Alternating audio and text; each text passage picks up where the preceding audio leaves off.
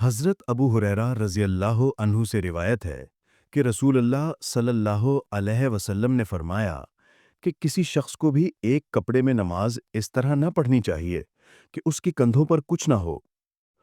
مردوں کے لیے ہدایت: نماز کے دوران کندھے ڈھانپنا سنت ہے اور بلا ضرورت انہیں کھلا رکھنا مکروہ عمل ہے۔